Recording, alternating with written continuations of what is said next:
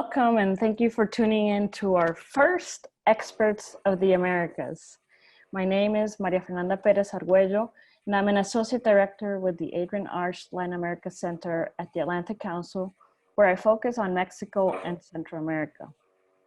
So, what is Experts of the Americas? The Expert of the Americas series features short, pre-recorded, in-depth conversations with experts from different countries and industries in the region. These discussions allow us at the Latin America Center and our partners to drill down on specific topics we are following and working on. Our hope is also that the general public will find this series digestible and informative. Episode 1 today will focus broadly on USMCA implementation in times of COVID-19 and post-pandemic. We will also talk about North American supply chains and seizing the opportunities that may materialize as a result of near-shoring. I truly cannot think of a better guest for our inaugural episode, Raymundo Enríquez. Raymundo is the managing partner of the Baker McKenzie Mexico offices and is lead partner of Baker McKenzie's antitrust practice group in Mexico City. Raymundo focuses his practice on foreign trade and competition law and is also recognized as a leading lawyer for competition and antitrust by Chambers Latin America. Raymundo, thank you so much for joining us today. Thank you, Maria Fernanda. I'm really honored, and as you know, it's always a pleasure to work in collaboration with the Atlantic Council, which is an organization that we have very close ties and we really appreciate very much. So thank you very much.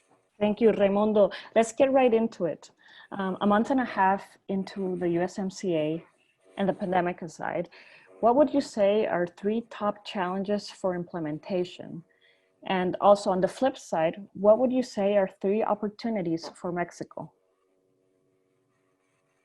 Well, I would say that clearly adapting our industries to new rules of origin in certain specific sectors, it's a challenge. But I would say that let's not focus only on the inconvenience.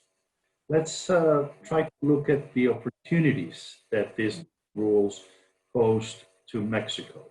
For instance, how to make an intelligent use of the rules of origin to attract new manufacturing to the region. Take, for instance, the tighter auto rules of origin.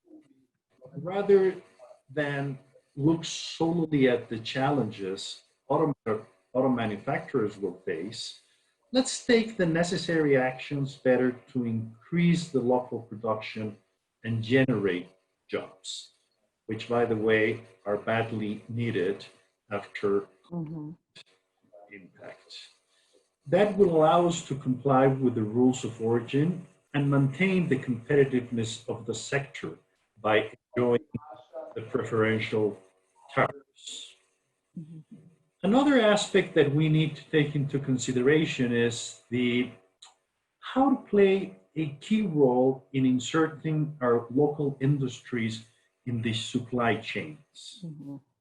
We need to take advantage of the very complex commercial and political world environment to position really ourselves as reliable substitutes of other traditional suppliers into our markets by stepping up our game in our competitive advantages. I think that's also something that we focus as region.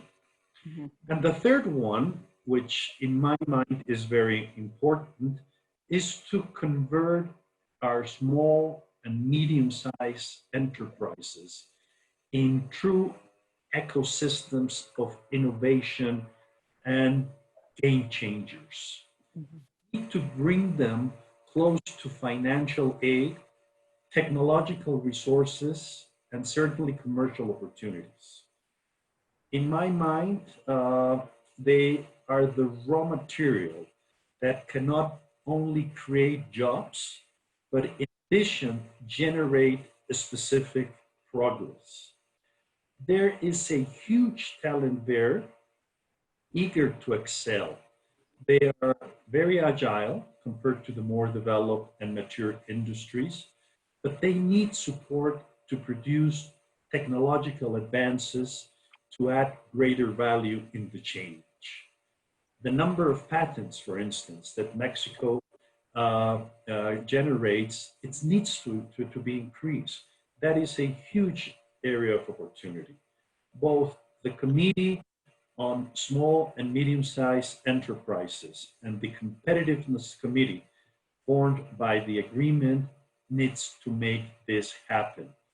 This is, in my mind, the qualitative leap forward that Mexico needs, and the USMCA is the right platform if we apply it wisely. So going off of your second point, when you're talking about opportunities that may arise, currently trade with Mexico supports, US trade with Mexico supports over 5 million jobs here in the United States. And as we're seeing this decoupling from China that you alluded to accelerate, and as the pandemic keeps disrupting the global economies, there certainly will be nearshoring opportunities. So from Mexico City and from your work every day, your day-to-day work, are you seeing an appetite for companies to relocate in Mexico? And going off of your last point here as well, you said, you know, is there an appetite? Sorry, is the USMCA translating into certainty for investors? Have you seen that already, or are we not quite there yet? Well, I think it definitely does. I mean, the USMCA, extent that it set out the rules of the game, a huge boost for investors that, in my mind, were holding up their investment in light of the uncertainty that we experience whether or not we would have a new treaty or not. Fortunately, now we have. Unfortunately, it came at the time that we were also hit by COVID and the pandemic, which it's difficult to predict how the investment is going to flow. But we also need to recognize that the new agreement is not a magic pill. It will not mitigate by itself the stress of investors when especially the government issue ordinance that change those rules, voice threats, or actually adopt protectionist measures liberally under national security provisions. And we just saw one this week, very recently, in terms with Canada. Significant uncertainty remains, however, for such reasons. As previously, I think that we have indicated the limitations also that have been placed on foreign investors' right to have access to a mechanism that allows them to not go to the domestic courts, but to the investor state dispute resolution mechanism. It's also something that might reduce the appetite for investors since the risk is greater. Certainly another element that investors need to consider into their decision is the fact that the agreement will expire in 16 years unless the party agree otherwise. Clearly, the new provision, it's a huge advancement from the original sunset provision, but still it somehow remains an issue that investors will need to consider. Raymundo, related to investors, and for investors to go to a new country, you need to have the human capital there that is ready to work on the specific industries. So earlier we were talking about supply chains potentially relocating to North America. My question is, if supply chains become shorter, and if we are seeing a surge in nearshoring,